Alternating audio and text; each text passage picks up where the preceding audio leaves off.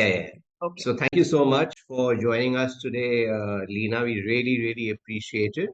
And I'm really looking forward to three wonderful sessions and a little bit background of Lina for folks who don't know, and the unlikely event folks don't know, because Lina's come to the meet and greet with us earlier, and she's also done a podcast with Sandeep.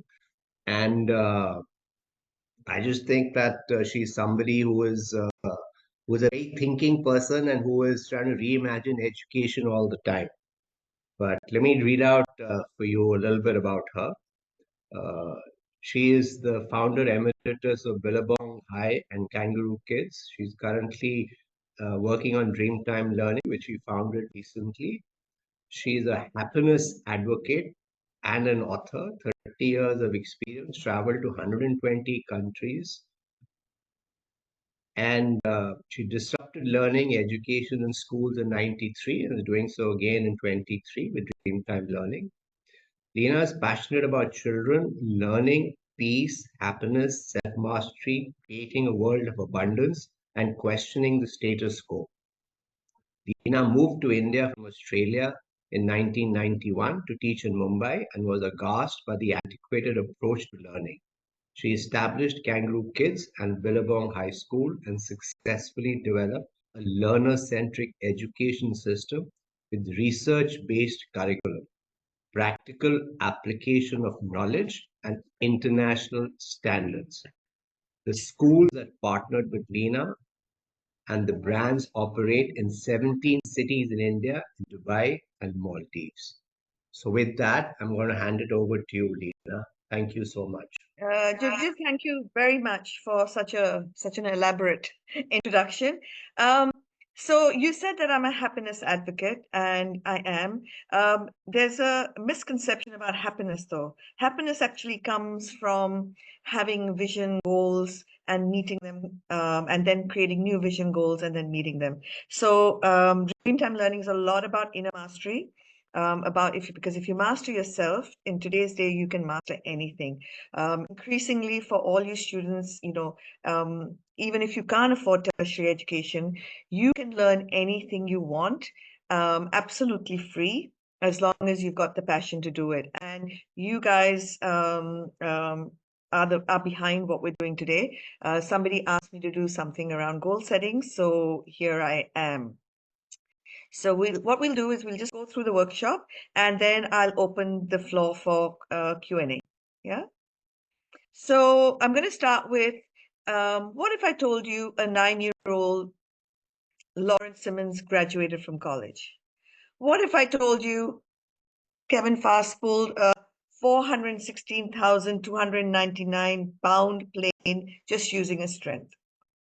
What if I told you a man ran an impossible marathon while juggling 3 balls? It all sounds impossible, but it's only impossible till it becomes possible. And these people didn't just wake up one day and do this. They actually had a plan on how to do this. And so today we're going to look at how some of the plans could work. Yeah. So we're going to look at some mind-blowing records of all time. And then we're going to go into how people achieve their records. It's not by accident, it's intentional. They set a goal, they make a plan, and work for it every single day. And you know what? All of us here can do the same. I do it again and again and again. So when you say disrupting education, because I'm never happy, there's always room for improvement in what we're doing as educators or what you are doing as students. So we can all do the same. We can all learn how to set goals and make our dreams possible. We kindly ask you not to repeat what you will see on the screen. Elias Schwarzler from Germany managed to set a speed record on a bicycle tied to a motorcycle with a rope. Elias was able to accelerate to the speed of 272 kilometers per hour.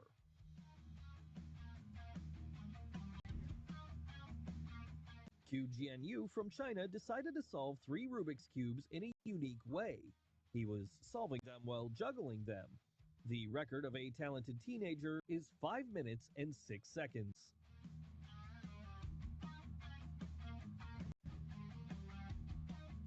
Swedish athlete Johan Espen Krona managed to throw a washing machine at a distance of 4 meters 13 centimeters during a very unusual record show in Italy. We kindly ask you not to repeat what you will see on the screen. Okay, so you can watch that yourself. It's a long video. You can see some really insane goals that people have set. But why do we need to set goals in the first place? That's what I want to talk to you about today. So imagine you're in a car, you have no GPS, no phone, no map, and you're just driving. But where? Where are you going? That's what life's like. Without goals, you're just going somewhere, you're going very fast, but you don't have a specific set point. So we all, if we haven't learned to set goals, we're going to start learning that from today. So we're going to watch a video on why goal setting is so important. I constantly teach you about the brain and behavior. So if you master your brain, you master your behavior, and you actually master the outcome of your life. So we're going to watch a video on why goal setting is important. While you're watching the video, list 3 reasons why goal setting is really important. Now, let's dive behind the science of setting goals. We want to emphasize the distinction between those who have clear goals and those who simply go with the flow. So let's get started and examine why setting goals is so crucial. To start off, let's address the big question. What are goals? Goals are like roadmaps that guide us towards our desired destinations. They provide us with a sense of direction, purpose, and a vision for the future. Setting goals is a crucial step towards achieving success in any area of life. Whether it's in your career, relationships, health, or personal growth, having a clear vision of what you want to achieve is essential. Top motivational speaker Anthony Robbins once said, "Setting goals is the first step in turning the invisible into the visible." Without goals, we may find ourselves drifting aimlessly, lacking motivation, and feeling unfulfilled. Now, let's talk about the distinction between those who have goals and those who drift through life. Individuals with goals tend to be more focused, driven, and proactive. They have a clear understanding of what they want to achieve and are willing to put in the effort to make it happen. On the other hand, those who drift through life may feel stuck, unsatisfied, and unsure of their purpose. So, what makes having goals so valuable? First and foremost, goals provide us with a sense of purpose. They give our actions meaning and create a roadmap for personal growth. When we have clear objectives, we wake up each day with a sense of direction, knowing exactly what we're striving for. Remember, the only limit to what you can achieve is the one you set for yourself. Secondly, goals help us stay motivated and inspired. They act as a constant reminder of what we want to achieve, pushing us to take action and overcome obstacles along the way. Having a goal to work towards gives us a sense of accomplishment, boosting our self-esteem and confidence. Additionally, goals enable us to make better decisions. When we have a clear vision of what we want, it becomes easier to prioritize our time, energy, and resources. We become more discerning about the opportunities we pursue, making choices that align with our long-term aspirations. Another benefit of having goals is that they provide us with a sense of control over our lives. Instead of being passive observers, we become active participants in shaping our destiny. We can break our big goals into smaller, manageable tasks, which helps us stay focused, organized, and productive. Lastly, having goals fosters personal development. As we strive towards our objectives, we often acquire new skills, knowledge, and experiences. The journey towards achieving our goals becomes a transformative process that helps us grow, learn, and become the best version of ourselves. That's what we want for each one of us, is to be the best version of ourselves. And let's just summarize the importance of setting goals. One, it provides a sense of purpose and direction. So it acts as your roadmap. It allows your brain to know what you're striving for.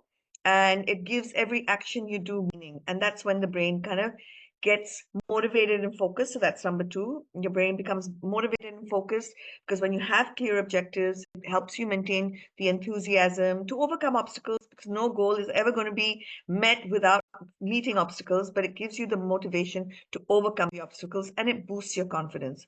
The third thing is it helps us in making better decisions. So when we have uh, really clear cut goals, we prioritize our time and our energy, and we make sure that what we do aligns with our long-term aspirations. And what I mean by that is, if you wake up in the morning, rather than choosing to play a game, You may choose to read a book that's going to help you get to your goal. Yeah. So I want to now talk about the science of this.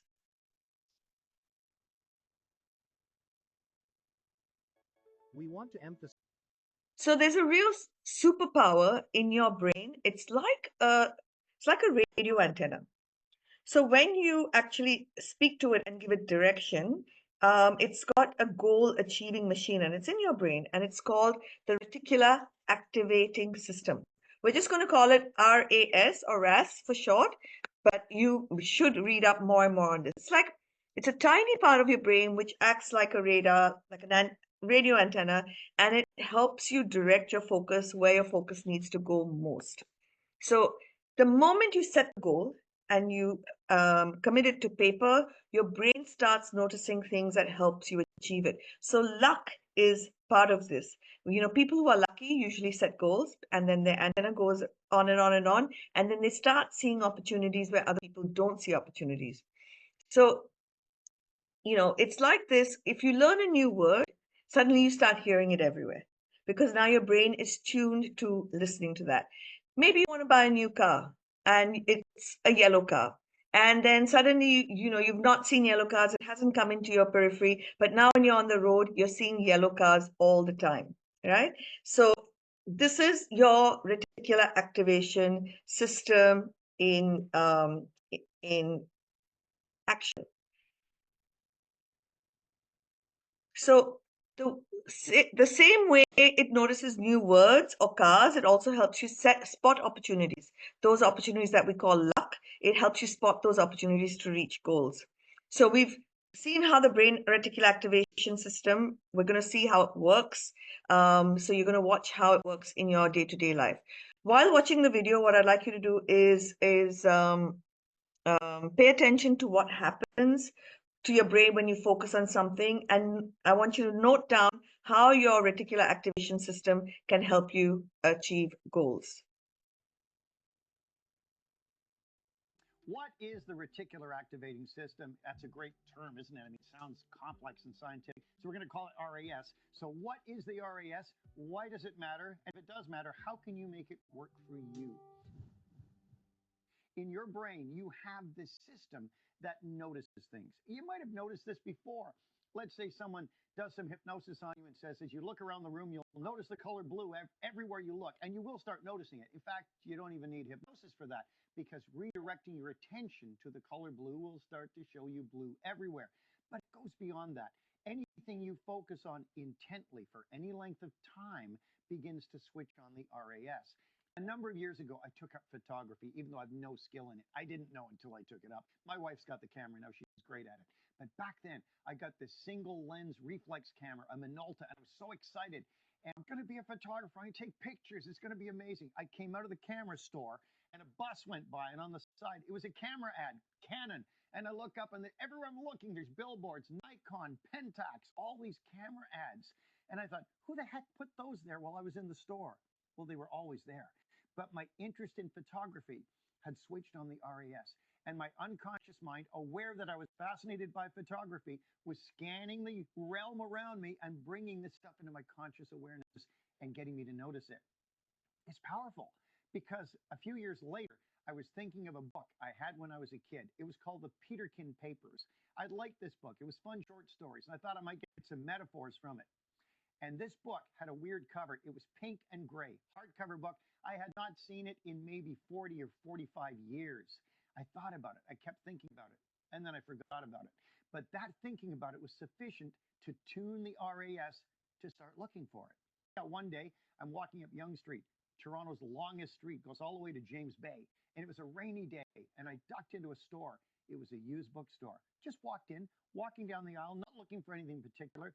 Instantly, my head turned, and as I was turning in that half second, I knew the Peterkin Papers was on that top shelf, and it was. I had spotted that distinctive color, the gray and pink, and my unconscious mind had instantly turned my head. I saw it. I bought it for $2. When you tune your reticular activating system, your RAS, your brain is looking for things that will fulfill whatever it is you want tied around that thing. That's why we use empowering questions at the end of our podcasts and when we're working with clients. when you give someone an empowering question. What is the reticular activating system? Okay. So now you know why I always tell kids why goal setting is important?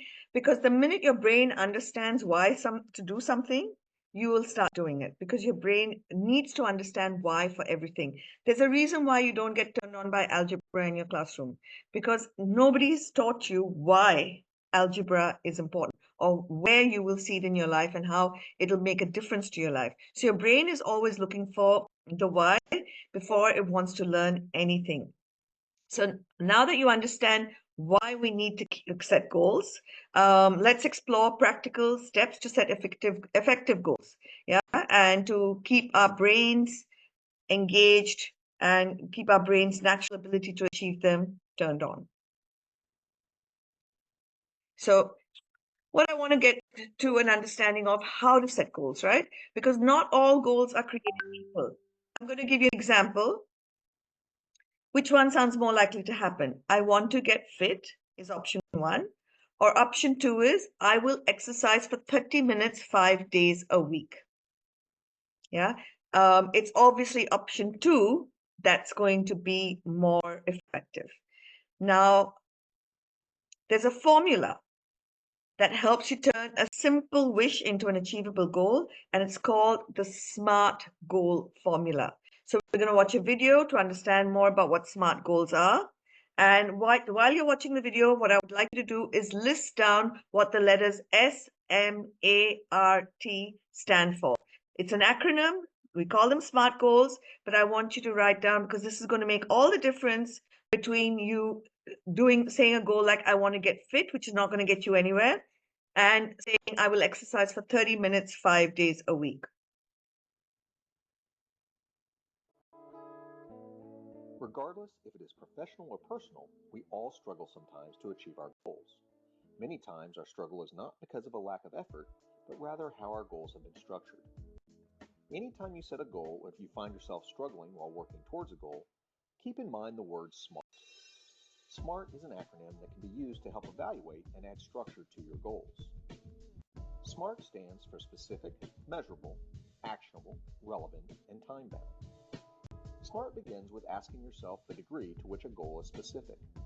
This is arguably the most important part of establishing or evaluating a goal. The less specific a goal, the more difficult it is to determine how long the goal should take to complete or how to measure success. Consider the difference between a goal to get healthy versus the goal to lose weight versus the goal to lose 10 pounds. The goal to get healthy is much less specific than the goal to lose 10 pounds. Okay. So that's a very simple formula. And I want you to, hopefully you've written down what SMART is and you'll practice it more and more in your. So now we're going to click, hopefully you can put it into the chat box. We're going to play a quick game. I'm going to read out two goal statements. One is a SMART goal and one is not. If you think the goal is SMART, say yes in the chat box. If you think it's vague or unclear, say no. Yeah. So the first one is I want to do better in math. Yeah, put a yes in the chat box if you think it's a specific goal. I can't really see the chat box, so Jugjiv, you're going to have to look at this for me. Versus, let's see this. I will practice multiplication tables for 10 minutes every day after school. So you put number one or number two in the chat box to tell us which one you think is more specific. And Jugjiv, hopefully they've all got it. They're getting it right. Yeah. Now let's watch this video further because it's going to tell you more about how to The next question measure. asks, how is the goal measured? What determines success? Some goals may be best measured by a simple yes or no, such as the goal of climbing to the top of a mountain, while other goals are better measured by using metrics such as the goal to lose 10 pounds. The key to measurement is making sure that in whatever way the goal is measured, it accurately reflects success. For instance, if you do not have access to a scale, then measuring weight loss will be difficult and less accurate. An alternative measure may be to track how many inches you have lost around the waist. But to what extent does this accurately reflect the goal? Without access to a reliable way of measuring weight, we may want to consider buying a scale or restructuring our goal. Okay, so now we're going to practice this one. Out of The these, next question to ask out is of how is the goal measured? out of these two goals, which goal can be measured? I want to read more books, or I will read one book every 2 weeks and write a short summary. Type into the chat box 1 or 2.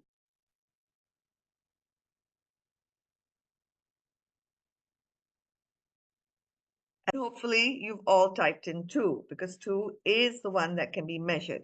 Okay, so now we've done S for specific, M for measurable. Let's look at what A is for.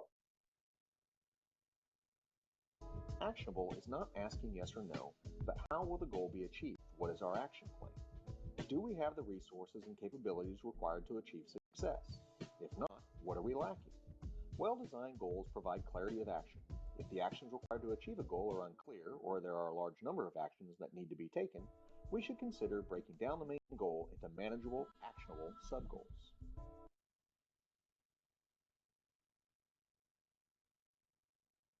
So now we're going to look at which goal is more realistic. So the R for realistic is, do you think this is more realistic? I'll become an Olympic swimmer in 1 month, or I will practice swimming 3 times a week to improve my speed. 1 or 2 in the chat box as to which one you think is more realistic. So you have to keep your goals realistic as well. And if you don't, what happens is if you set goals like I'll become an Olympic swimmer in 1 month, your brain says, okay, it's not important to set goals because I can't meet them. So always make goals that are realistic to meet, because then your brain gets motivated to go further and further and further. So even if you want to be an Olympic swimmer, and that's great, but you become an Olympic swimmer by setting a realistic goal of practicing swimming 3 times a week to improve my speed, because that's also actionable. Right? The first one has no action to it. This one's got action and it's realistic. Okay, so let's find out now what R stands for. In isolation, any single goal is relevant. In life, we most often are in the process of pursuing multiple goals. A common issue we face is having too many goals at the same time or pursuing the wrong goals. With this in mind, we need a mechanism to help us monitor our goals to make sure we are pursuing our most relevant goals at any given moment in time. One technique is to place goals in a matrix that looks at effort required versus perceived value of achieving the goal. Not always, but most of the time we will want to focus our energy on low effort, high value goals. Another technique is to use the Pareto principle, also known as the 80-20 rule. Ask, which are the 20% of goals that will provide me with 80% of my return? Okay, so we now have to think about relevance to specifically what you're trying to do. So let's understand which goal is more relevant for students. I will learn to bake 50 cakes this month, or I will complete all my science assignments on time to improve my grade. Type 1 in the chat box or 2 in the chat box as to which goal is more relevant to you as a student. And hopefully you've all typed 2. Now we're going to watch the last part of the video.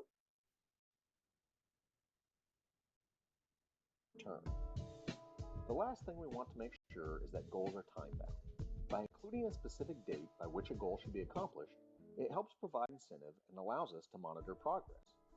Consider the difference between the goal to lose 10 pounds and the goal to lose 10 pounds in 10 weeks. Simply by including an element of time, we can now calculate how much we should be losing each week, and if after 5 weeks we have only lost 1 pound, we can revisit our action plan. Be wary of any goal that is open-ended, such as the common goal to learn a foreign language. Last, it is important to reinforce that goal setting is not an event. It is an ongoing process of action, evaluation, and revision. Okay, so so I'm just going to ask you. We're not going to do the poll, but which of these goals is smarter? I want to be good at math, or I will practice 3 math problems daily and score an A in my next test. Yeah, put number 1 if you think it's a smarter goal, or number 2 if you think that's a smarter goal. And hopefully all of you are polling twos. Yeah. Now everybody knows the formula. It's two every time. Okay. Now that we understand SMART goals, let's try looking at some bad goals. Yeah, let's try fixing them. So let's give this let's make this part a goal makeover challenge.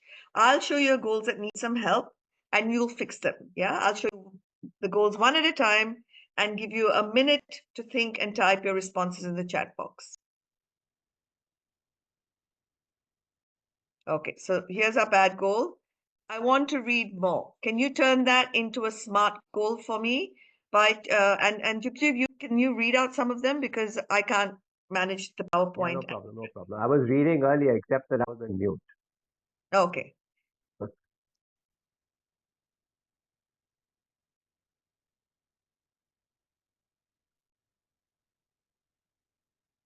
Has anyone is anyone typing? Not as yet. I can't see anything. Okay, we're going to turn this into a SMART goal from a bad goal. I will read one book a week. I will read one book a week. Yes, that's much better than I want to read more. I'll read one book a week. Okay, so some of the kind of responses you can have is I will read for 20 minutes every night before bed for the next month and keep a reading log to track my progress, right? So now let's look at another bad goal and see, give you practice to fix that. I will be a YouTuber. It's a bad goal. It's open-ended. It's got no time reference. It's got no actions.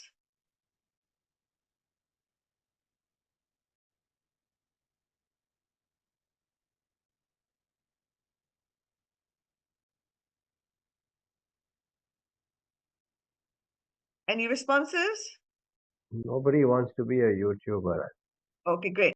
So the way to turn this into a SMART goal would be I will create and upload one video per week for the next 3 months, focusing on whatever it is you want to focus on and track my views and engagement to improve my content, right? I will make a video for school is what something has come up. So this Okay, week I will learn how to make one video every week and set up a channel. much better, right? At least you put the thing in it. So now I want to improve in school.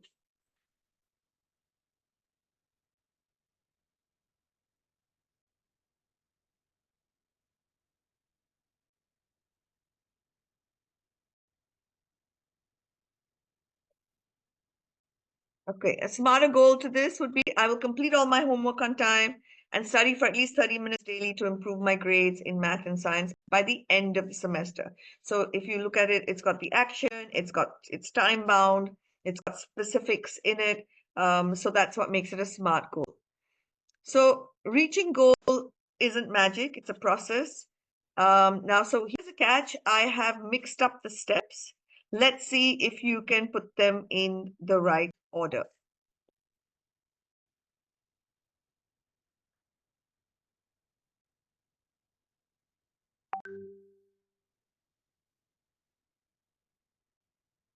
Okay.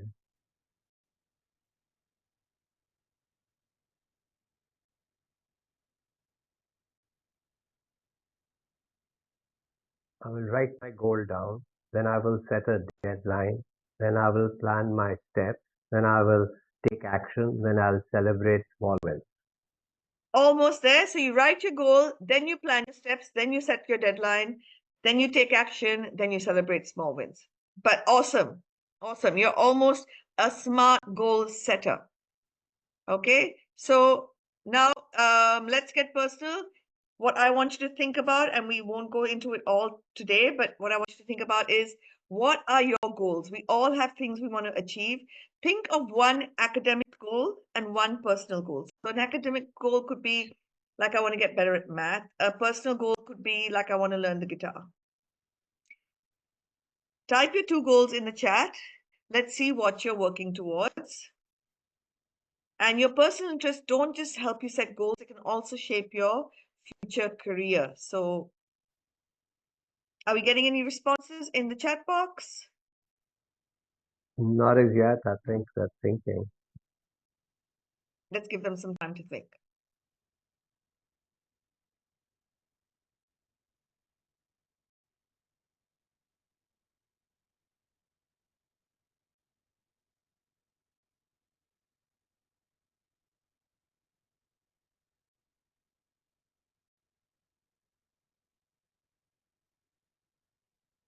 Learning goal is read one book a month. Okay. Personal growth is to lose weight. Amazing. Okay, we're going to do part 2 of this next Sunday. What I'd like to do is to stop sharing and open the session up for question and answers. Right. Sandeep wants to learn about astronomy.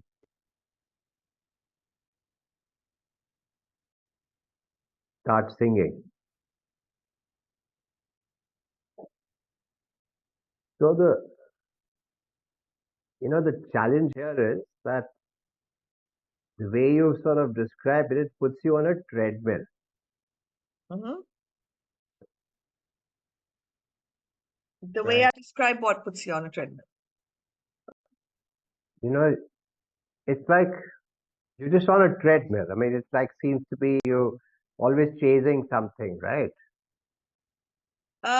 So, How isn't does it, uh, yeah, finish the question. so? I mean, just relate this to happiness, please. Okay. So, firstly, happiness is a widely used phrase, but people don't understand what actually leads to happiness. So, look at the fact that we've not spoken about goals like I want to buy a car. That's a happiness treadmill, right? That's hedonistic happiness. You get to one, and very quickly that happiness, you get a spike of the good chemicals, but very quickly that comes down. Then you're looking for your next, and you're looking for your next. Yeah. So that's a treadmill. Yeah? Right. The kind of goals we're talking about are goals that make us a better person every day. Helps us become the best version of ourselves. Right? And we, I think, have a responsibility to ourselves and to the planet and to humanity to be the best version of ourselves and to express in that way every day. So, and you're smart, and then they're called SMART goals for a reason. So, I say this very often to students. I was born with dislocated hips. I have had 4 leg surgeries in which they've broken my bone, turned it, etc., etc. I was in plaster as a child for a year and a half. If I set a goal to become a marathon runner, it's possibly I'm not going to meet that goal because it's not a realistic goal. Yeah. So does that mean I'm unhappy? No, I'm really, really happy. Yeah.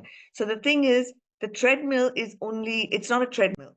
It's if you want to be the best version of yourself, once I've mastered something, I'm going to look for something else to master. Real happiness comes from finding meaning and purpose. Real happiness comes from finding meaning and purpose. I want all of you to think about that. And there's enough studies to show that kids who've excelled really in school, who get into, wanting to be a lawyer for the right reasons, the reasons I want to help, I want to serve, I want to make things better. And then because they've been on this hedonistic treadmill of grades, they get into the corporate life and they get into this hedonistic treadmill of becoming a partner and getting better and better at the firm. Their happiness decreases. So a large part, and I think one of the sessions we're going to look a little bit about how do we define who we are in authentic ways of our values.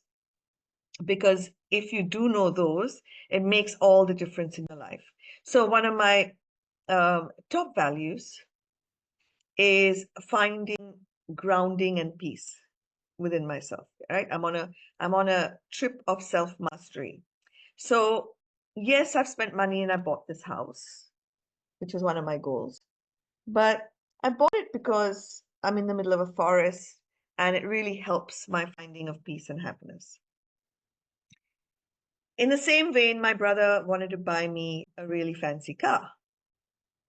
When I sold Kangaroo Kids in Billabong High, he said, "No, Lina, no longer should you be driving an Innova. Now you should be driving a Mercedes Benz."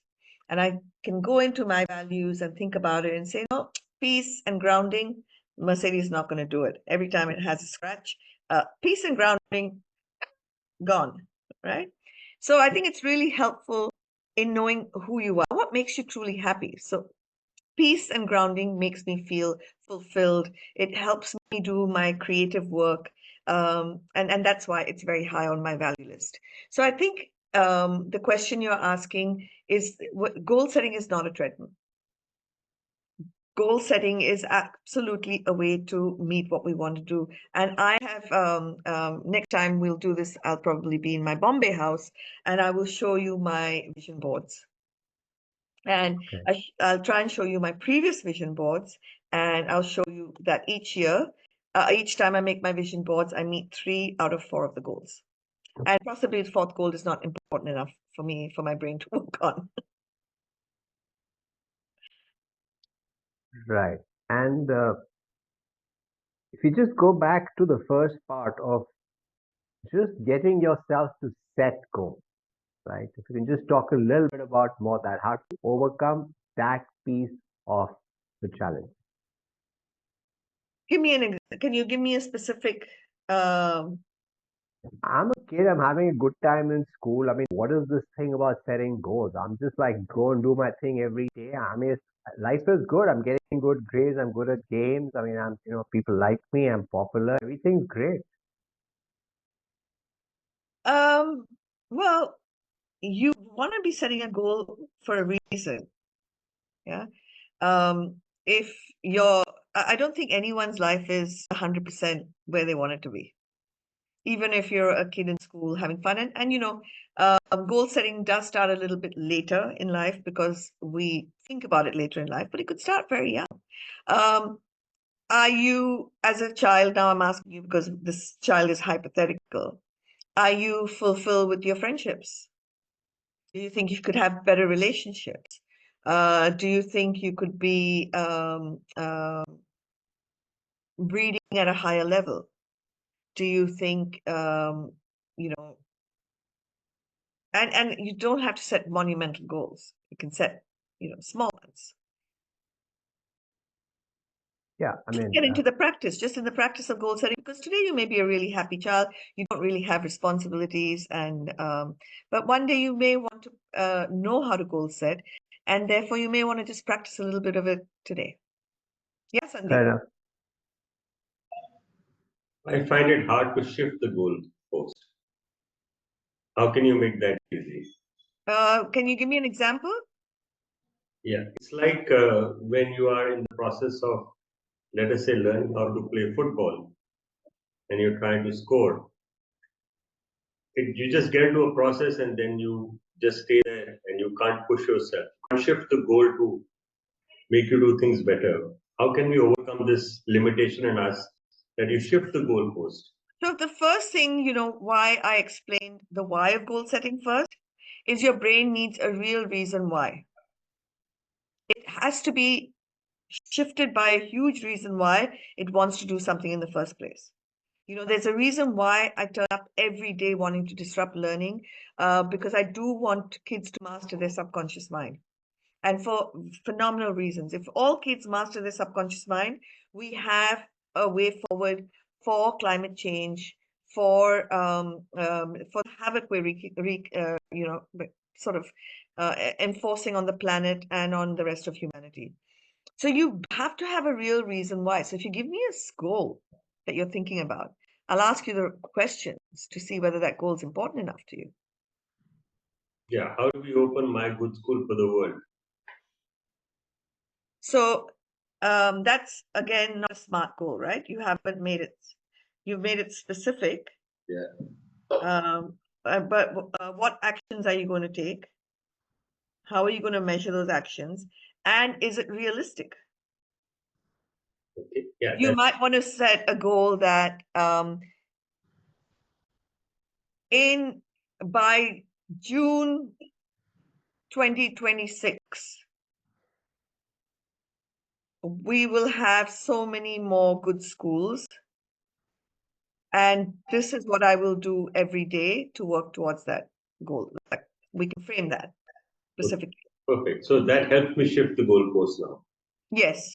Absolutely. There's someone in the chat. Chetna, I've got. Hila ma'am, do you want to ask your question? Hila, you can unmute and talk, please.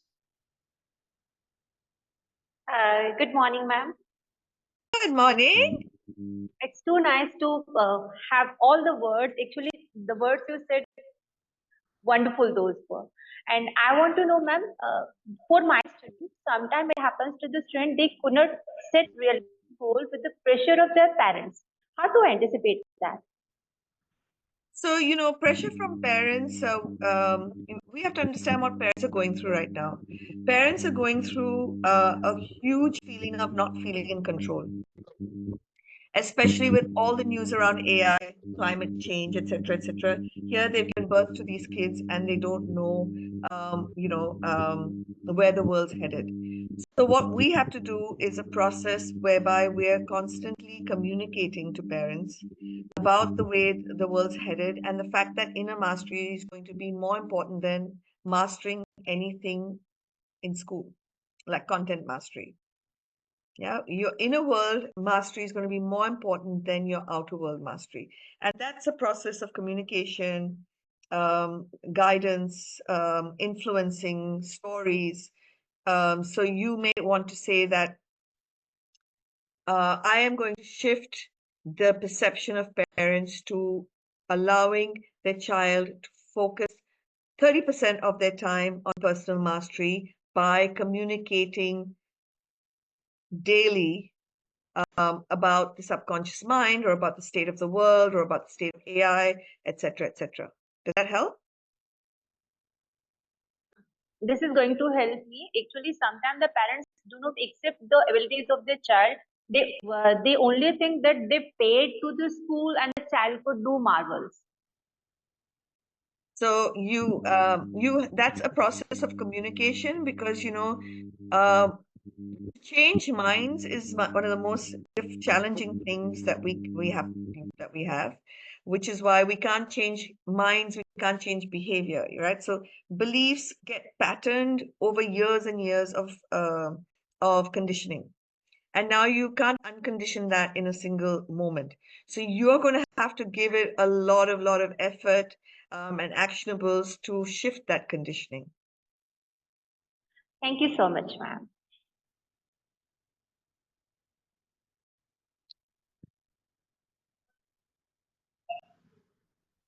Any more questions? Give it 5. What is your experience with doing goal setting with children? I mean, how do you find it? I mean, are they, so they amenable to it? I mean, what is your experience then? Absolutely. Look, the human brain wants to thrive. It is a key reason. The problem with kids then who get to school is the questions they have why. Those are not the questions that they're being allowed to pursue to find the answer to. We're getting them to pursue finding the answer to the questions we are asking them. They're not interested in those questions. So because goal setting works around a question or a shift I want to make, so you've given me agency and autonomy to do that, then I'm a lot more likely to set smart goals and meet them. Yes. I have a problem. You say smart goals, smart goals. I feel this way that as a child, when I set a goal for myself, it makes me ambitious. When I become ambitious, I get stressed. When I get stressful, I go back instead of achieving my goal. How do I overcome this challenge of competing and using competition in a positive manner? So Sandeep, first is by your language. You said I have a problem. The minute you say I have a challenge instead of I have a problem, the the language shift changes the way you perceive that in your brain, right? So be very mindful of the language you use internally as well as externally. You know, when somebody is drinking this coffee and saying, it's to die for. I say, don't say it's to die for, say it's to live for. Because you're just conditioned into mimicking what somebody else is saying without being mindful of the words you're using. So first, be very mindful of the words you're using, not just through your mouth, but internally in your head, right? And the second is you need to shift this you're competing against yourself. You don't need to compete against the world. You need to make sure that today you're better than you were yesterday. And tomorrow you're going to be better than you are today. And in doing it in that sense, so when does stress happen? When I am here, but I set my goal here, right?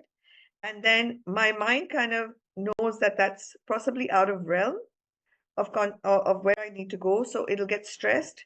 And when I get stressed, then I want to be distracted. I want to be distracted. I'll go into video gaming, TV, alcohol, anything else, right? Other than going the next step. So you don't go from here to here, you go from here to here. Yeah. Then that space in between from here, what you know, to this space, what you don't know, your brain can manage that space. So there's something called eustress, which is good stress. You have to give yourself a little bit of good stress every day in order for you to be the best version of yourself, to be better today than you were yesterday. What you're saying, stretch yourself, but don't give you the pain of stretching. Is that right? No, it's in both ways. One is, and I'm telling this to teachers as well, right? You take a kid who knows this, and now suddenly you give them a problem that's here. And it's so far out of the area of challenge of competency, then what does the kid just gives up, right? Unless it's a challenge he set for himself. So whoever this kid was, juggling 3 balls while walking a marathon. I mean, who even wants to do that? But obviously he did. And if he wants to do it, then he'll do it, and it won't cause him stress. It'll cause him good stress. Yeah, what we call eustress. So simply, you just use two beautiful words, challenge and problem. So it's how you look at it. If you look at it as a challenge, it will become a good stretch. So there's my favorite saying in the world: change the way you look at things, and the things you look at change. Lovely. There's a question from Minakshi. I just saw it in the chat box. Minakshi Prasad is currently working at the Arthur Foot Academy. Arthur Foot Academy is one of the special projects we support at the Learning Forward Foundation. She's gone and settled in that little school near the forest in the Rajaji sanctuaries. Her question is very simple: how to deal with procrastination? Meenakshi, you can come on, because the questions you all are asking are too open-ended. I'd love to have a specific example of when have you faced procrastination. Meenakshi, could you please unmute if it's possible? Can't hear you, Meenakshi. Can't hear you. Just type it. Just type it. Yeah. I thought that was a challenge because she typed the question. Yeah. If I need a specific example for me to be able to give you, I mean, there's easy ways to deal with procrastination. You can go to ChatGPT and it'll give you 500 ways, time blocks. So, your brain needs downtime as well, right? Eat the frog. So I review a lot of the lesson plans. I review every single session before it goes up on the LMS. And I have a thing for myself that I will do 1 hour of deep work, and then I will take a 10-minute break. And during that 10-minute break, I'll do something I find fun. And that's my reward cycle, because, reviewing plans is not as exciting as it sounds. But it needs to be done, and I need to do it. So then I celebrate that by a small, whatever it is. It could be a game, it could be eating a bar of chocolate, it could be doing anything. And then I go back into my time block of another set of deep work. So your brain can't be doing deep work all the time. Whenever I do something, whenever I try to do something, I tend to put it off. Can you give me an example of something? Like, what is this something you want to do?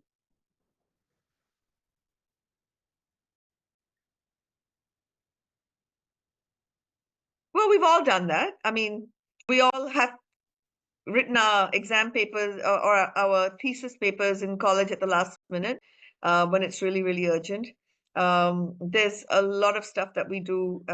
And I think time blocking is one good way of dealing with procrastination, unless you give me something. And obviously, whatever you're doing, it has to be important enough for you to want to do it.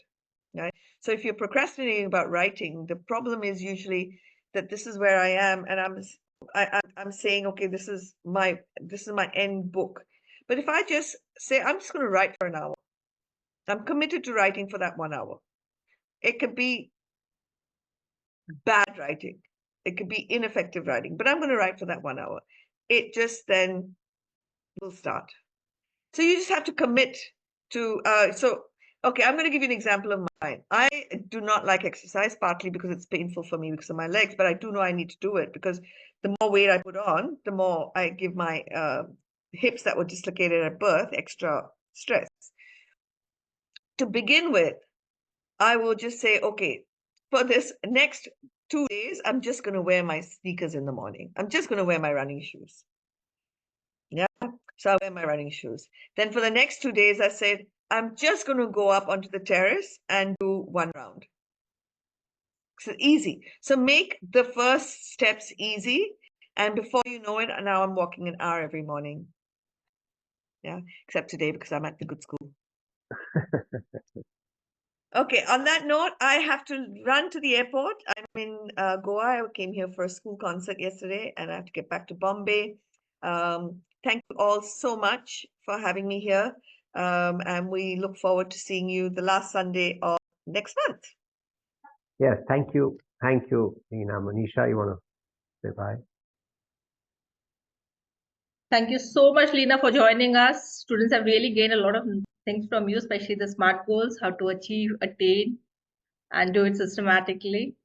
And we are looking forward for the next session. Thank you. Thank you. Bye-bye. Bye. Thank you.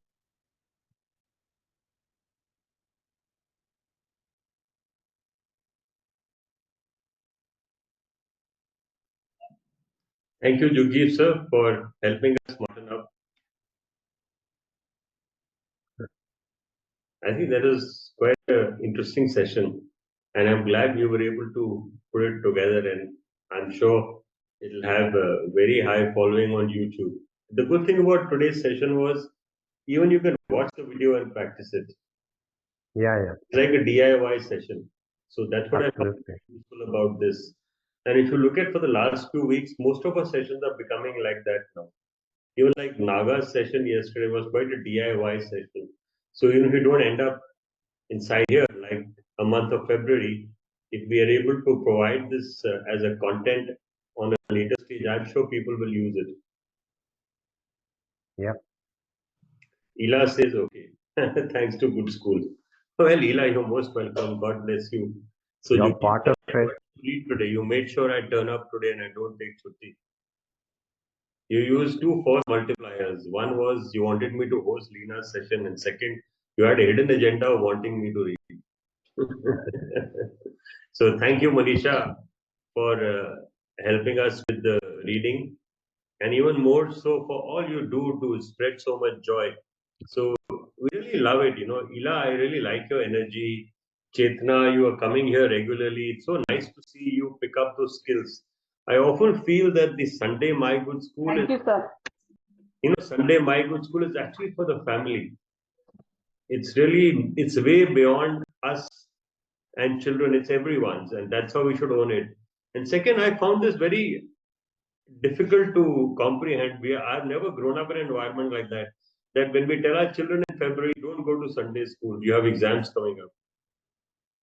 I really don't know if that makes a difference because if I look at it this way, and if I look at the story of my good school, there are students who came through every session, they did their podcasts, they did everything. and they ace their exams.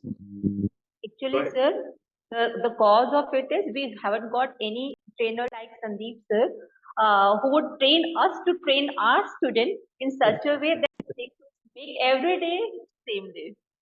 Yeah, absolutely. And every day is, every day sunshine is same. There's equal day and night. So there's no reason why Sunday any day schools is are very different. informative. It's our perspective Sunday, only changes the day. Yeah, Chetna, you want to say something? yeah. So Sunday schools are very informative, and the way of learning. It's a great way of learning.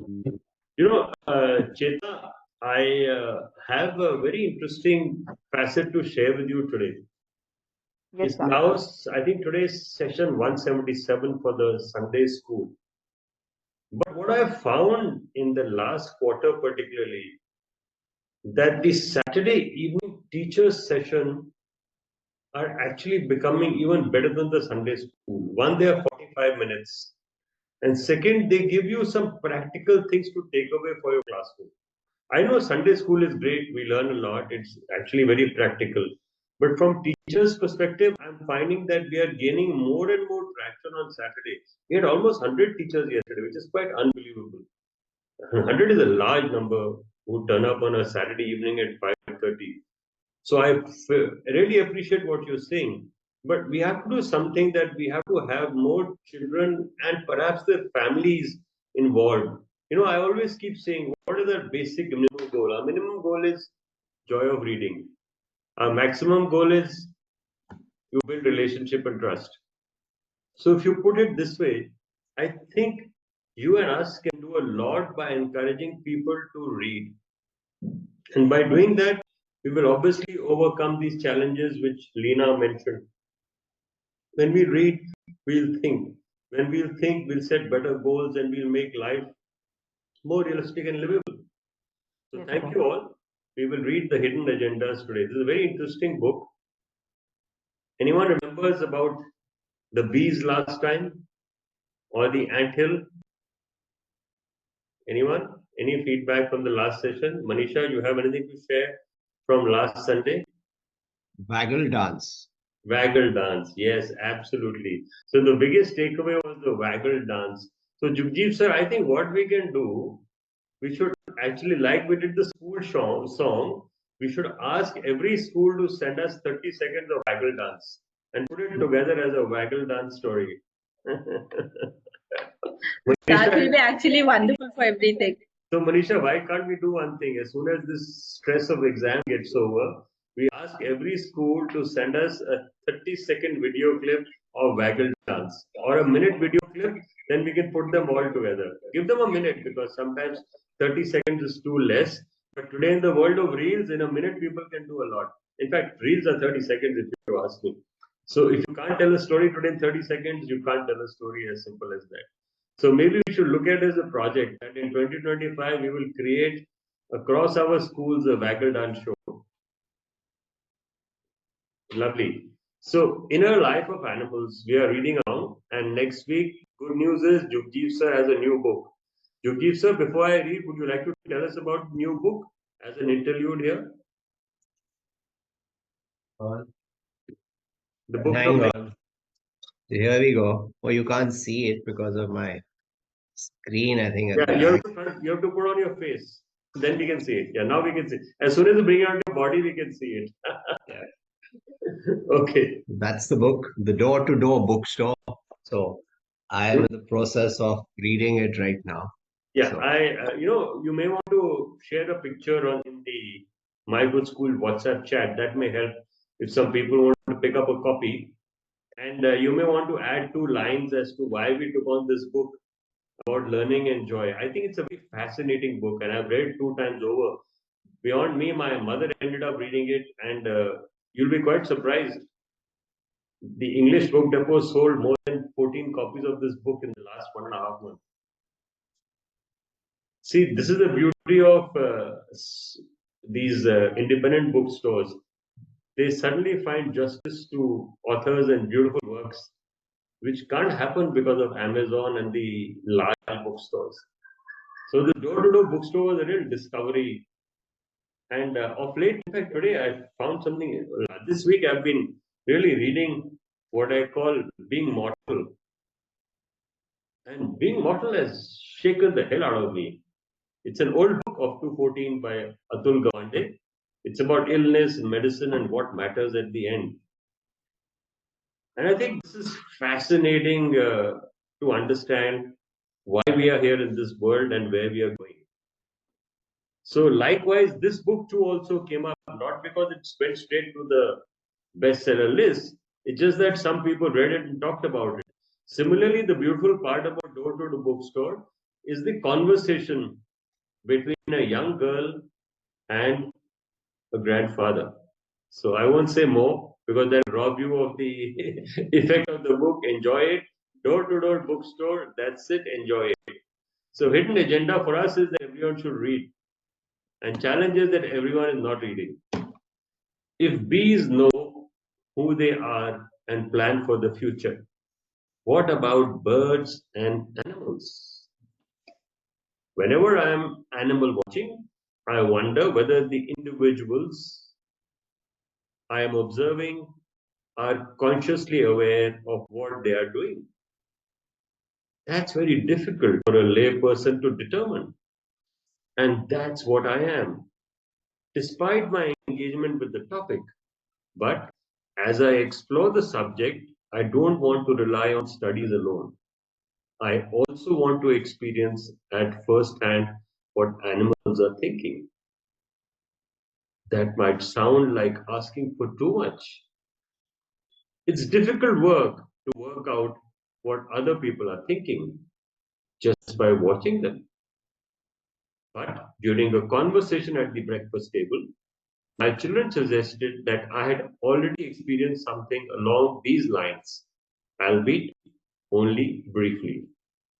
I was telling them about the crow that waited for us every morning in the horse pasture. The blackbird was always hanging around there with a few other crows, and its territory must have been close by. Jugjiv, have you ever interested? I mean, this intrigues me sometimes. Even in my home, there's one crow. I don't know if it is the same one, but I see it often at the same time at the same place. I mean, it could be the same crow. I have not really been able to understand it. But as the guy comes and he looks at me curiously, I really don't know why he does it every time. So it's quite uncanny how why we can't understand the animals. Unfortunately, it's still legal to hunt and shoot crows where I live. And so these intelligent birds are very shy around people, normally keep a safe distance, usually about 100 meters. Over time, the crows in the pasture have become used to us and they consider a distance of about 30 meters to be sufficient. That is all except one, which is gradually getting tamer. One good day, it allows us to approach within 5 meters, and every time we are touched by its trust. We talk to it, and it always gets a bit of grain, which we put on the hitching rail by the pasture gate. Aha! So it's all about food. The crow doesn't approach because it is curious or simply wants to be with us. No, it's well aware that when we appear, so does a meal. Even so, we enjoy seeing the crow on our daily rounds. We don't set the emotional bar very high, and that's just fine with us. Because of this, on the morning in question, I observed something that I found merely amusing at first. It was December. The pasture was soaked with weeks of rain, and every step I took in my heavy rubber boots sent up a spray of mud. It's hardly fun going out to feed the animals in weather like that, especially not when a side wind is blowing a persistent drizzle into your face. Oh well, the horses were waiting for the morning ration of grain, and it's a well known fact that moving around in fresh air always makes you feel better. Lina mentioned about moving around in fresh air, so get your sneakers on. To prevent the younger mare from immediately polishing off her older companion's portion, I had to wait, ready to interface if Bridgie started helping itself to Zippy's food. Usually, my presence was enough to ensure that the younger animal behaved herself. And in the minutes it took the horses to eat their breakfast, I had time to watch the landscape, or rather the crow. That morning, the blackbird flew over the nearby wood, having spied me a while before in my green and orange jacket, with the white feed bucket in my hand. However, instead of flying to its usual observation spot, a post near the hitching rail, it landed in the pasture, only about 20 meters away. I suddenly noticed it was carrying something in the beak, an acorn. The crow then tried to hide its tasty treat. It poked a hole in the ground, stuffed the acorn into it, and pulled a tuft of grass over the hole. I was marveling at the perfect camouflage when the crow turned in my direction. Had it noticed that I was watching? Immediately retrieved the acorn from its hiding place and began to poke another hole in the ground. Just the one? No, many holes, and in each one the crow pretended to stuff the acorn inside.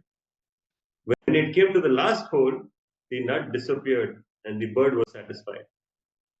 After all, it had gone to a great deal of trouble to deceive me and prevent me from eating its favorite food. Only then did the crow fly over the land to the rail to eat the small offering of grain I had left for it. When I relayed this story back at home over breakfast, my children pointed out that it was a fine example of forward planning. Smart goal, Jugjiv? Then a penny dropped. Then the penny dropped. The whole time I had been amused at how the bird was hiding its food from me, and that alone was highly intelligent behavior. After all, the bird had to consider what I might have seen and how when it was being observed. It could hide the acorn in such a way that I would be fooled. But right there in front of me, the crow had considered something else as well. Even a crow's stomach can hold only so much, and clearly an acorn meal would have filled it up. Of course, the crow could still have flown over to the offering of grain, but as it would already be full, its best then would it be to pick up and hide the grain. However, hiding individual kernels of grain is very labor intensive. And so, even though it was hungry, the bird first stashed the large acorn safely and then flew over to the rail to fill its stomach at leisure. Finally, it joined its companions in the neighborhood pasture, and I'm sure it retrieved the acorn later. That was perfect time management to optimally exploit the offer of food. And to do that, the crow must have given thoughtful consideration to the future. It told me to look more closely the next time I observed animals, and moreover, to think more carefully about what I was seeing.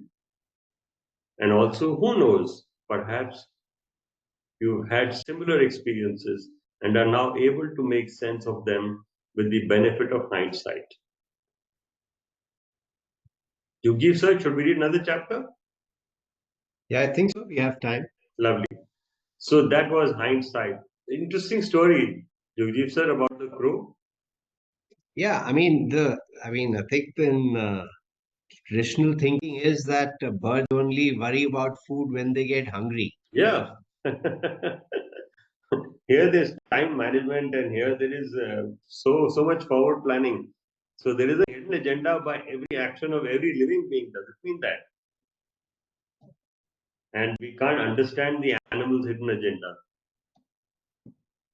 Thank you, ma'am, for saying that you like the relaxed conversation. That's all it's about. Because today, if you see in this fast moving world, we're all started talking go slow. go slow. And towards that, I think my good school is little effort to sit down and breathe. It's a sit down to meditate, sit down to think.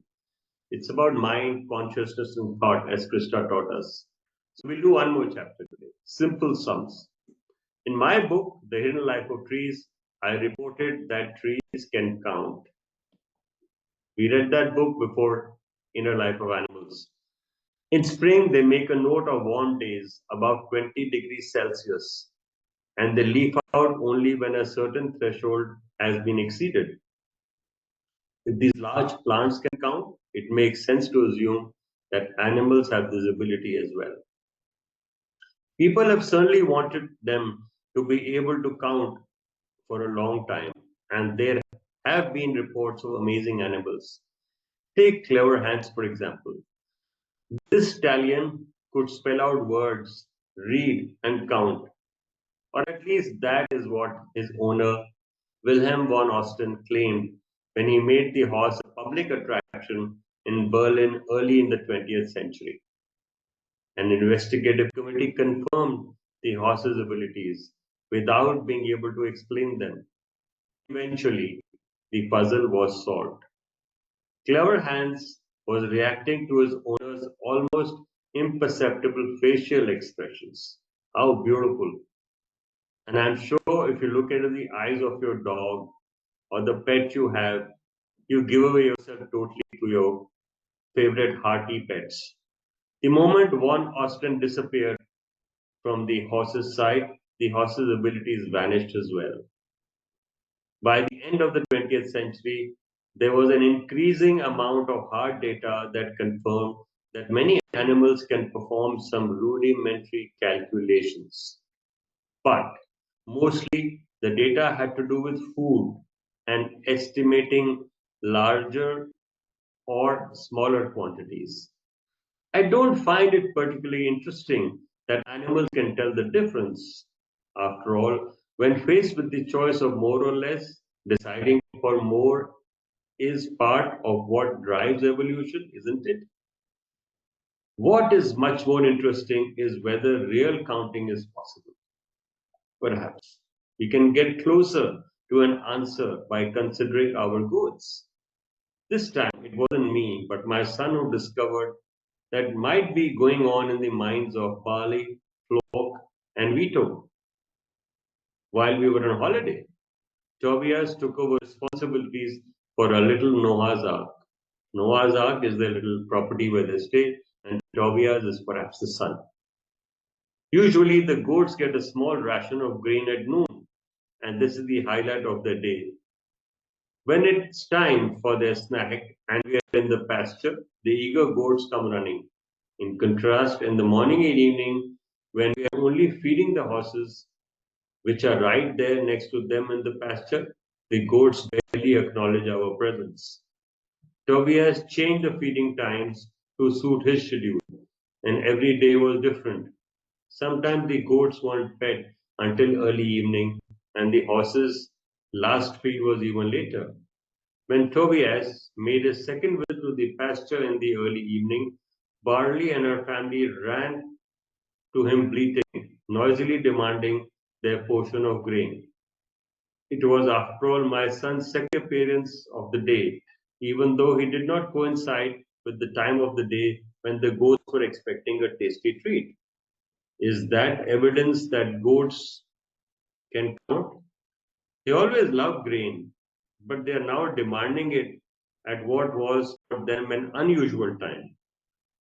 Did they know this was Tobias' second visit to the pasture? So it was their turn to be fed? If it was nothing more than gluttony, then they would have begged, as so many domestic animals do, and demanded food every time a member of the family appeared.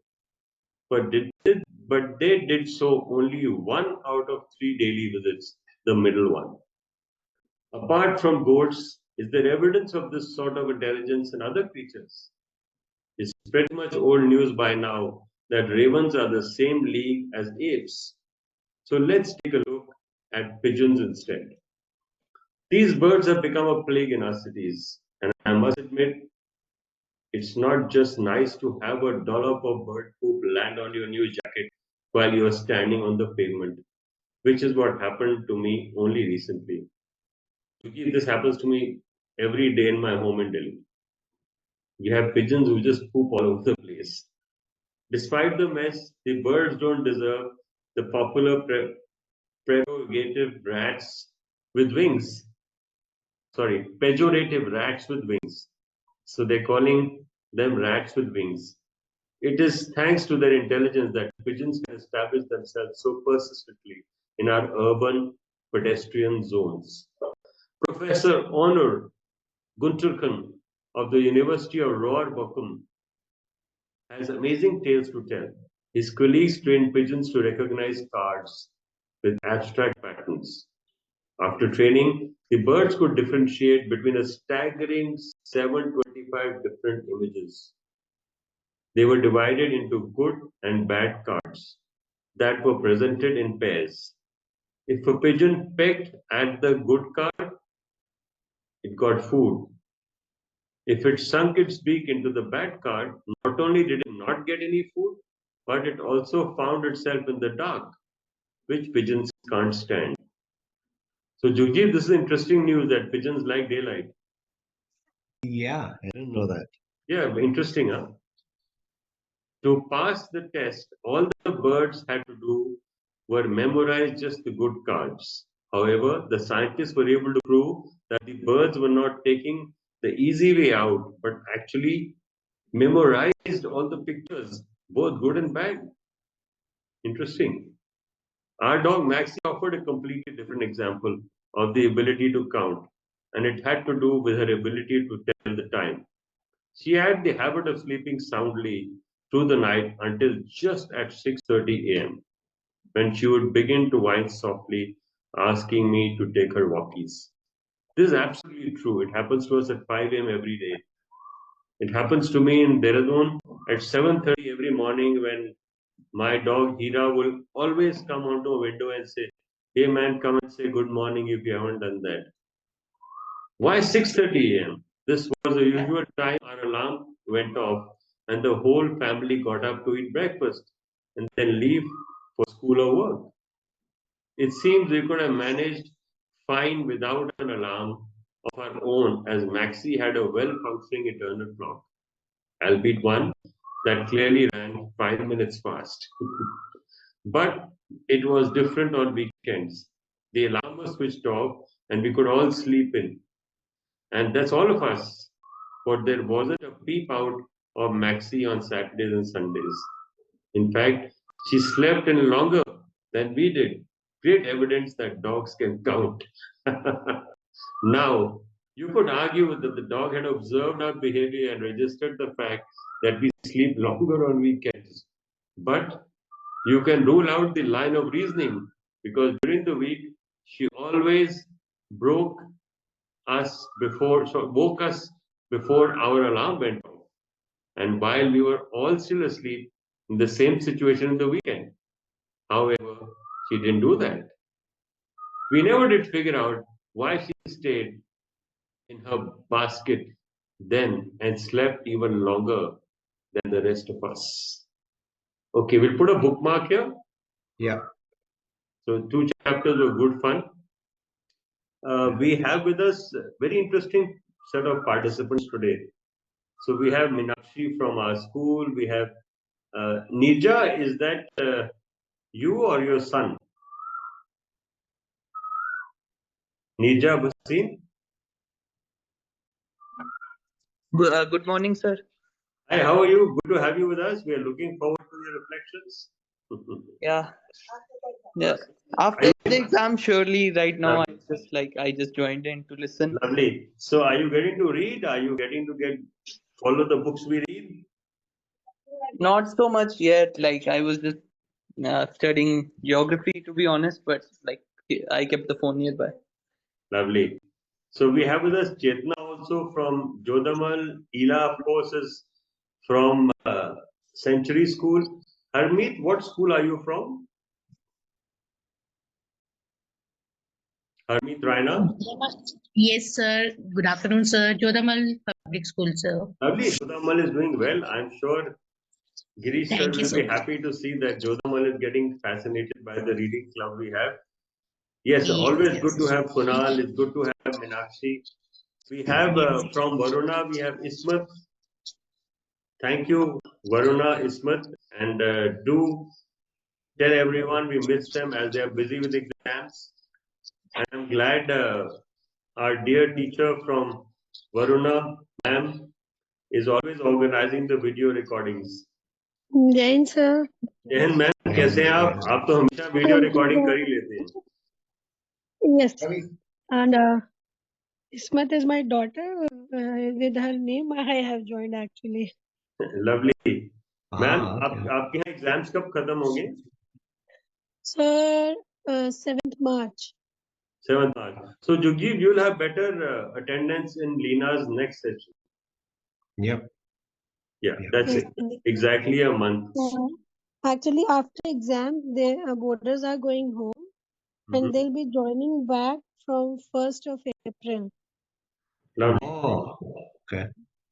So वो छुट्टियों में तो वैसे ही बहुत आते हैं छुट्टियों में तो same it happens last year also there was a disconnect between the good school and my good students actually that time they are not that much keen from home to join so this is the concern we are going to miss this. Jugjiv sir, you want to ask something about what's happening in Varuna? What's happening in Varuna, Sunbeam Varuna. No, she's saying that it's uncertain whether how many children will join from their holidays when they're on holiday. I'm just wondering what happened to the children from Jodhama. Earlier, we used to get a lot of children, but also we don't find too many children coming from Jodhama now. So they also have the exams right now. The final exams are going on. Right, and when do they finish? Yes, So sir. around Actually, about final exams are going on. last week of March. Oh, okay. That will be somewhere around last week of March. So last Sunday you will have better attendance. Jugjiv. Next month, last Sunday you will have good attendance. Yes. We are in the process of making the calendar for next month. And Manisha ma'am, you want to share some highlights and take in some suggestions?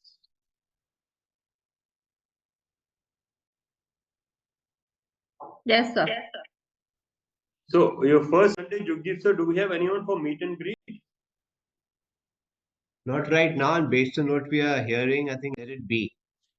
So we will read both books? Yeah, we should, because I think that, we should get when in April when children are back. Lovely. So Manisha ma'am, first Sunday we'll be reading both books. Any update from Amardeep? Which Sunday? Ninth. So second Sunday is Amardeep. Third Sunday we'll be reading both books again, Jugjiv? Yes. Yes, okay. And fourth Sunday will be Lina. Yeah. Lovely. And next month, as far as the Teachers Academy is concerned, we will, I think, proceed to a large extent with only Shomi's book. But there is a possibility we will have Sunil Malhotra join us because Sunil Malhotra will do productive failure. So it is difficult for us to have the author do the sessions. So Sunil has got a copy of the book and he's been in touch with the author. So he said for 12 weeks he will do productive failure for us. So productive failure is the book by Dr. Manu Kapoor. It's a very interesting book. And I met him in Singapore also. So we are working towards that. It's a very interesting experiment with children and teachers why well-designed productive failure can be a fantastic learning. So that will be for the Teachers Academy. Then we will continue reading on Friday, My Good School. So just for the knowledge of everyone, every Friday at 2:30 p.m., we are reading from the book My Good School at the behest of JDS Abohar. So Suman ma'am is here. Suman ma'am, you want to tell us something about the Friday afternoon sessions?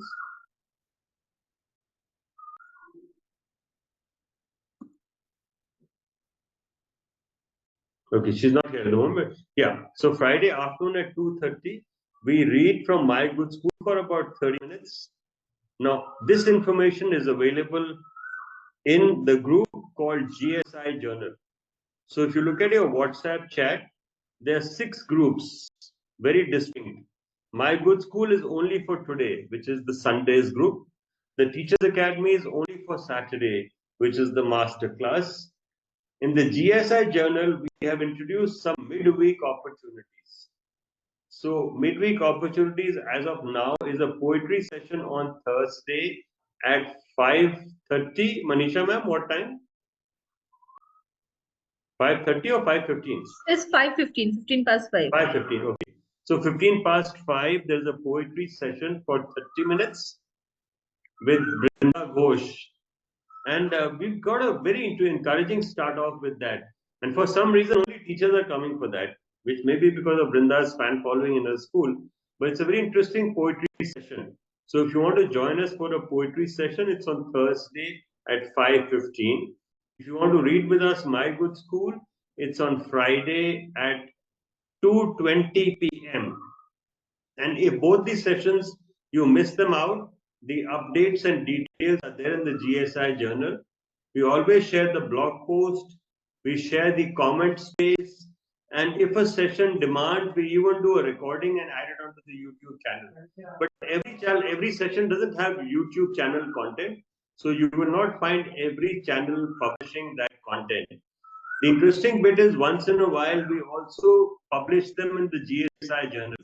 Now, what is the difference between GSI journal and the blog Happy Teacher for Teachers or Joy of Learning Diaries for students?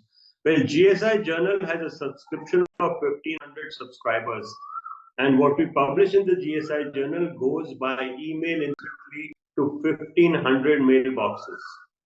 And that's for schools, that's for teachers, that's on subscription only. So the GSI journal content, whether it is poetry or whether it's reading My Good School or whether it is some external blog post which we share on and off, is of large relevance to the teaching and learning community. So do follow the group in WhatsApp. It's called GSI Journal. In addition to that, there is the My Good School retreat. Manisha, any update on the My Good School retreat? So 11th of the April, the retreat we are starting and it'll go on till 14th. Lovely. So all are welcome for the retreat. I have got a few enrollments from Fantastic. Sunbeam schools. So other schools are most welcome to come and join. I'm looking forward for them to join. Please join everyone. You'll be having a very nice and good experience there, which you will never forget in your life. So ambience, sports, skills, service, all the 4 things you are going to get it there. So please join for your everlasting experience and love and care and support everything which you'll be getting there. Jugjiv sir, interesting thing. Last week I got connected with the General Vipul Singhal. So Lieutenant General Vipul Singhal is serving in the army, and heading I'm forgetting at the moment what he's heading. So General Singhal is a very passionate educator. So he got connected to us and he said, "Let me know how I can help you." So we said that perhaps it may be a good idea to invite the general to the retreat because we normally invite people from different professions. Last time we had someone from the service league. So this time we thought, Jugjiv sir, maybe it's a good idea to have an army officer join us at the retreat. So the general general is very keen. He is as of now planned to come there. The general has called up the army school in Dehradun to send a teacher and 3 children as observers also. Ah, that's nice. So what the general said that army can't associate with the organization because we have our own challenges, but definitely he'll champion what we are doing. And he said, I'll try and find you whatever support I can from my circle and my references so that you can get more strength to your retreat program. He says, we will see how we from the army at my personal level can contribute to a retreat experience. But definitely I would like to come and I will make all my effort. He's currently posted in Delhi. So he'll possibly come on the 11th and go back on the 12th. He says, my goal is to come to the retreat when you visit the Arthur Foot Academy. So I won't be interested in going to Doon School and other events after that. So like Amit Sachdeva sir, he'll come on the first day, spend the day, see the school, and maybe have a chat with us and go back in the evening or next morning, depending on his duty and if he doesn't get an emergency conference or whatever, because General's calendar is quite packed now. Right. But he volunteered to come in. It's a very interesting thing. And General Vipul Singhal is a batch of Doon School. I think he joined Doon School in 80, yeah, 80, 85. I think that's the, he joined Doon School in 80 and he was there till 85. Okay. Then he must have gone to NDA, so he must have Okay. gone from Doon School. So yes, he is also from the Doon School, and he only took my number, and Avinash met him at a social gathering in Delhi. Avinash Alag. Right, So, right, right. and that's how he followed up, and he's doing whatever he can. He's been in touch with me. We've had 2 conversations already. I have explained to him what we do. He has checked us out, and he said he will do whatever he can to support us. So that's the addition. Manisha, is there anything you want to share from this week? Next month, we are planning to start with the art session. So all the students and teachers are most welcome to attend that. Just give me a hands up to let me know that how many, so that the planning can be done accordingly. In the WhatsApp group, you can just tell me with a yes. Yeah. I'll just create a poll for that. Lovely. So Manisha just mentioned to make it clear to everyone that whatever happened in the week, Monday art, maybe Tuesday music, Wednesday is 50, nothing will be booked for Wednesday. Thursday is poetry, and Friday is simply book reading. And a book which is essentially My Good School. Now, whether we will do reading after that or not, we will see how it goes. These 4 sessions which are there in the week are all courtesy the GSI journal, because they create the GSI journal content and they are open to a very large audience than Sunday school or the Teachers Academy. Sunday school and Teachers Academy have a very niche and confined audience from membership of the Good Schools Alliance or from any references of Good Schools Alliance. While the middle sessions are more public sessions, like Brinda ma'am would like to invite someone to poetry, they are most welcome. So similarly, what Manisha is working on are art sessions on Monday evening. I guess it will also be 5 p.m. or so, Manisha, art session. Yeah. So what she just mentioned, that we are planning to have an art session. She is in touch with 1 or 2 artists, and those artists will come online for half an hour, 40 minutes to host art sessions. And hopefully in April, we will also have art and music. Music on Tuesdays, art on Monday, music on Tuesday, Thursday poetry, and Friday reading My Good School. Reading My Good School will go on for the whole of 2025. It's only 1 chapter a week and it's half an hour. So these sessions in the week are just short sessions of 30-35 minutes. There are different communities from the Sunday school and the Saturday Teachers Academy. Anything else, Manisha? We are happy to take any questions. और हम घंटी जल्दी बजा देंगे क्योंकि exam time में I इतना think मैं Deepa had raised her hand some time back. Excuse me, sir. Yeah. Yes, sir. I just want to ask, one of my student has prepared one PPT Okay. for the entire session, whatever the reflections and your visit to Sunbeam, no? For the yes workshop. He Okay. wants to do the presentation in the Sunday class only. Yeah, please. When? You tell us So, which Sunday. and it will take at least 10 to 15 minutes. Yeah, go ahead. Let us know when you want to do it. We'll be very happy. When? So, whenever you say, I think even I thought say this Lina ma'am session is there, something is going on, so how can let No, me you talk can do to it her? next time. Yeah, do it the first Sunday. Do it the first Sunday or the third Sunday. Okay. Just tell us when you're going to do it, no problem. We'll calendar it if you want, because the calendar of the next month is being made. You have to just choose between first Sunday and third Sunday and send a message to Manisha. Okay, sir. Yeah, so you choose between first and third Sunday. In case you have exams and first Sunday is difficult, do the third Sunday. Sure. That's good. That's very good. Thank Okay. you, Ila Thank ma'am, for the good wishes. Thank you, everyone, for joining us and for making our Sundays full of joy of learning. God bless you all. All the best, Meenakshi ma'am. You're doing great, and your calendar is also populating with new things. Jugjiv, before you go, I think you're following in the Afzal Khan Foundation group.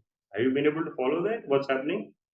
I haven't caught up with the last few days, but yeah, I'm there. Yeah, there's I some do good read it. stuff. You'll see there's some good stuff that has happened because now Brinda has started being online twice a month with them. Meenakshi Oberoi has joined, giving them basic digital literacy. Then Noni is coming every month to work with the children. So good stuff is happening slowly, slowly. Okay, that's great. So thank you, everyone. Enjoy yourself. Have a great week ahead. Okay. I hereby end the session. Manisha ma'am, you want to say something before we close? you, sir. Thank you everyone for joining. I'm looking forward for the Monday session, our session. So please give me a hands up and I'll be just sending the poll to there. And similarly for the retreat as well. Thank you. You Bye-bye. haven't Take asked for reflections today, Manisha. You haven't asked for reflections today. Since it's the exam time, I don't want to bother them much. Reflection, yes, a liner or two is very much important because this is takes you to another dimension and the world. And it really warms all of our hearts when we all come to read your reflection. So send your reflections soon. This time I'm not asking too much because you all are very busy with the examination. Next week I'm looking forward to it. Thank you. Thank you. Bye-bye. Bye.